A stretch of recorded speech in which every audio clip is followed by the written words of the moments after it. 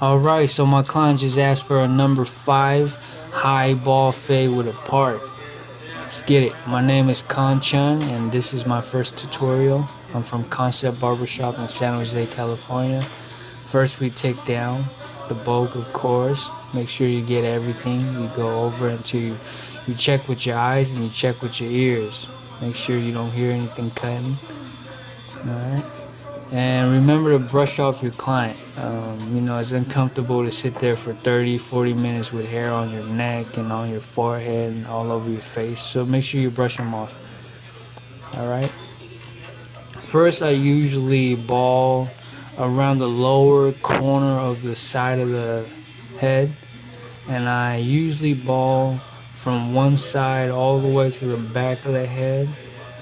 And then I do the same on the other side, and then I meet them up in the middle. In this video I went a little bit further than I usually would, but that's because I'm used to cutting this client, so I know how the shape of his head is. Alright, and I'm using the magic clip, the wireless magic clip. It's very good, it's very strong, and it's very light. I used to use the master, but it gets high and it's pretty heavy. So after I establish the line all across the head, I start to ball out everything.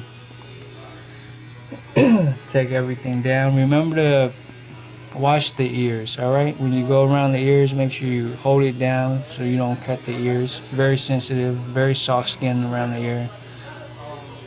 Alright, and then after I cut everything off, make sure you brush them off again because there could be hair stuck to the skin. I like to ball out the bottom with the Norelco, the Philips Norelco. I like that better than the 5-star shaver because as you can see, me and my client can still talk. It's not loud, it's not buzzing so loud that we can't even talk. And also you can blend with this. It doesn't create a solid ball line that you can't blend out. Alright, after I take that down, I start off with the magic clip closed. Start on one side and I fade all the way to the other side, and I keep going until I run out of the lever. So I go from one side to the next, I move up the lever and I do it again. Alright, and I like to go in a circular motion. I feel like when you go in circular motion, it really doesn't create more lines. Instead of going upward, up and down, I go in circular motion. It's just something that works for me, Again, so I'm towards the end of the lever on the magic clip, and I work from one side to the other. I usually don't blend one side, and then the back side, and then the right side. I just go left to right. Alright, circular motion, so it doesn't create more guy lines. And I like to just blend upward. I don't like to make too many guy lines and then knock it out. More guy lines, knock it out. So I finished with the whole lever on the magic clip, and now I'm dusting them off just to see what is left, any dark spots or anything like that. And now I'm just going back for the touch-ups.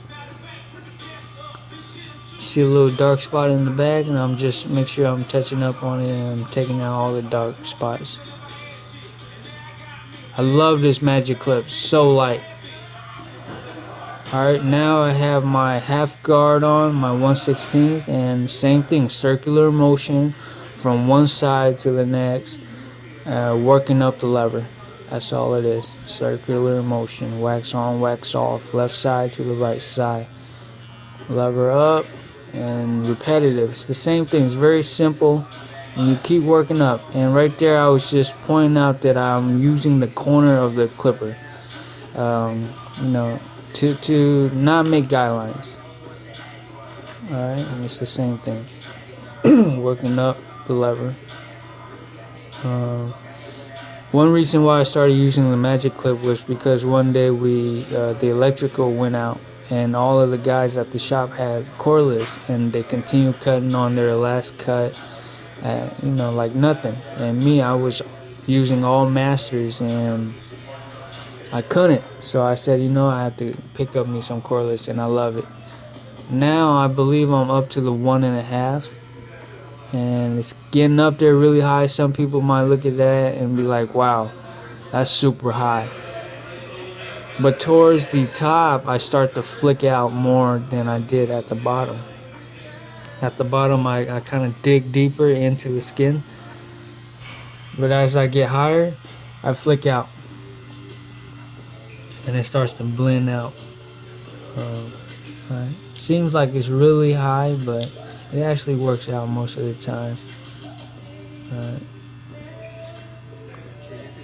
Alright, now I'm doing the lineup.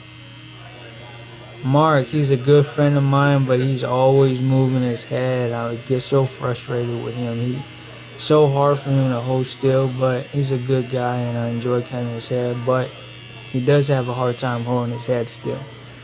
But as far as the lineup, I like to start right in the middle of the head. I face them towards me, like we're looking face to face, and I start right in the middle. And I pick a side that is higher and I go towards that side. If the right side is higher, I go towards the right side. If the left side is higher, I go towards the left side. His left side is a little bit, or my left, his right is a little higher, so I go towards that side. Alright, and after I work that out, I like to line up the side of the head. Yeah. Starting to come out after the lineup. The lineup's so important, it makes everything pops out more. After the left side, I go on to the right side. And again, I start right in the middle and I work to the right. I always face them towards me. I look them face to face, just so you can see the lineup better. Alright, and then after I go to the right, again, is the side of the head.